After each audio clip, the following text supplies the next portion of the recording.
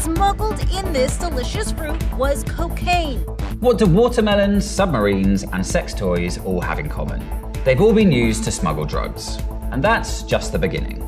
In September of 1985, a smuggler named Andrew Thornton II was flying hundreds of kilos of cocaine from Colombia into the United States.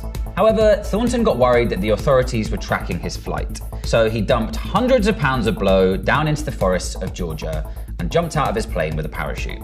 Andrew Thornton fell to his death carrying too heavy of a load of cocaine while parachuting. Unfortunately for Thornton, his parachute malfunctioned and his body was later discovered along with 75 pounds of cocaine, a couple of handguns, and thousands of dollars in cash.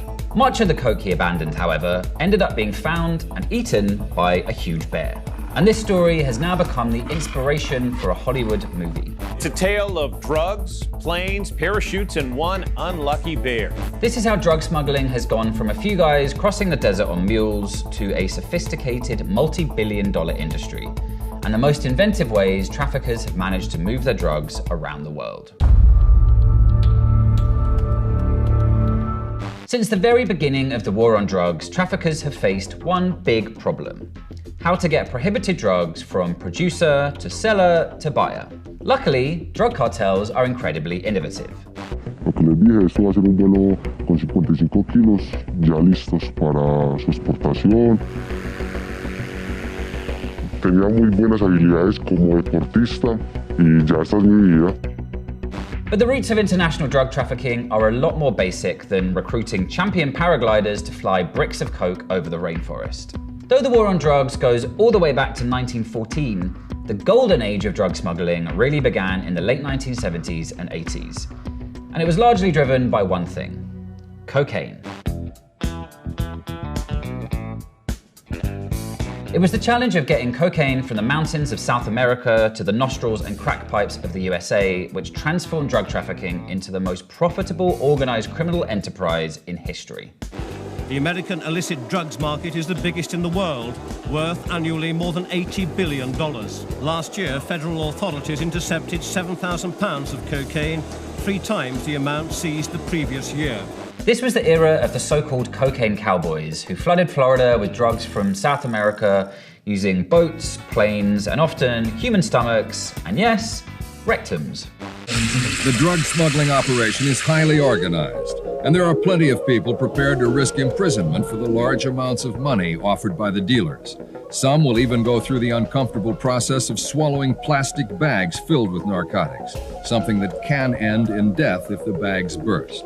So-called drug mules are most often impoverished people who are either paid or violently coerced by cartels to swallow or insert packages of illicit drugs and smuggle them on commercial flights. And when this goes wrong, the consequences can be deadly. If you're carrying as a mule packets of cocaine and one ruptures, the acute powder of cocaine is rapidly absorbed. It creates a disaster in your stomach. The first thing they usually feel is muscle contraction pain. Then they complain of chest pain because now the heart's starting to be affected. But there's no way cartels could supply the endless market for illicit drugs just through people's digestive tracts. The majority of the cocaine cowboys operated fleets of small planes and boats, going from South America to the US, often through bases in the Bahamas. A $100,000 cruiser with 2 young men on board is a classic profile case. You guys got any guns? Okay, we're gonna board you, check your papers. A radio linked to customs headquarters indicates the agent's suspicions are well-founded. As the authorities began to crack down on boats going over the seas, traffickers went under the surface. This was the origin of one of the most impressive feats of cartel engineering, the narco submarine.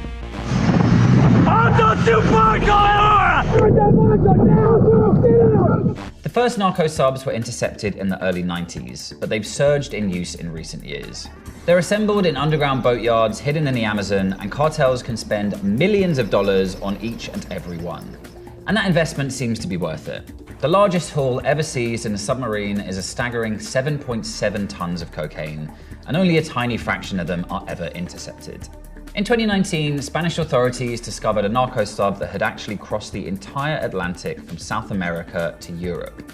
Over the last decade, particularly emerging from Colombia, there have been a set of semi-submersibles, a couple of which have been caught by the US Coast Guard, which don't fully submerge but just appear above the water, and they've also been used to take cocaine up the coast and bypass the border. In the early 1980s, Ronald Reagan amped up the war on drugs with a huge crackdown on the Caribbean smuggling routes. Obviously, this did not end the drug trade because all the traffickers did was switch from air and sea to land and the 2,000-mile US-Mexico border. This is how the war on drugs created the modern Mexican cartel.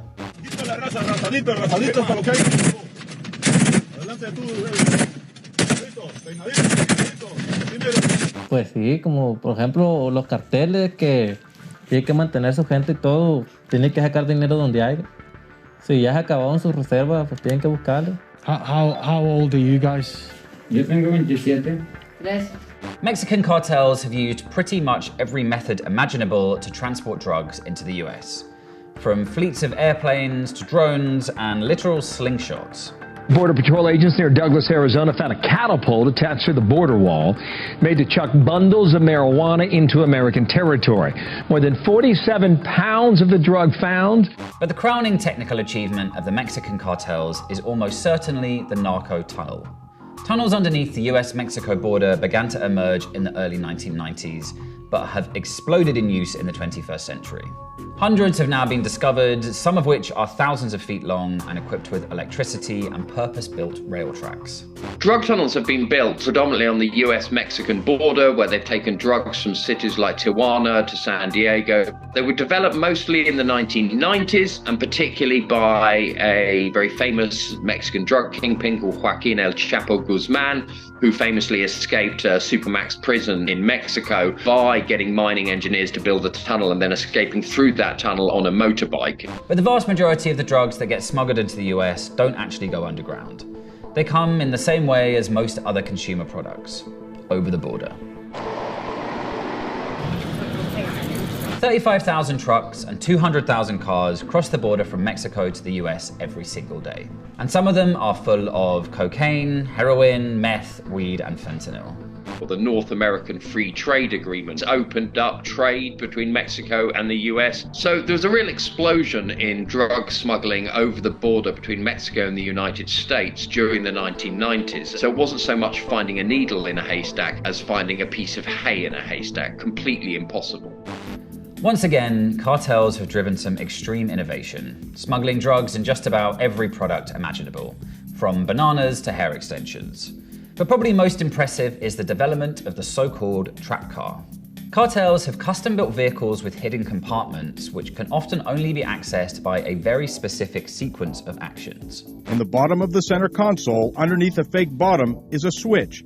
Turn it down, nothing happens. But turn it up, and there goes the back seat, revealing a trap containing a stash of contraband. These so-called trap cars, cars with secret departments in which you can hide fairly large quantities of drugs if you know what you're doing. And a lot of these cars have been developed on the US side of the border to take huge quantities of weapons down south to Mexico, where they're then distributed and sold just as cheaply as you can buy them in a Walmart. It's crucial to remember that all this impressive innovation is also enabled by the fact that cartels are rich enough to bribe everyone from individual border agents to national presidents. And guess what? Andrew Thornton II, the original smuggler from the Cocaine Bear story, he actually started his career as a cop. Thornton was on the Lexington police force for 9 years. He was a narcotics officer between 1970 and 1973. And of course, there's no reason that drugs like weed and cocaine need to be smuggled in these crazily inventive ways, apart from the fact that they're against the law. So maybe the craziest thing about this whole story isn't that a bear ended up eating some cocaine. It's that governments across the world thought they could stop people from wanting to take drugs by making them illegal. Good luck with that. We'd like to congratulate drugs for winning the war on drugs.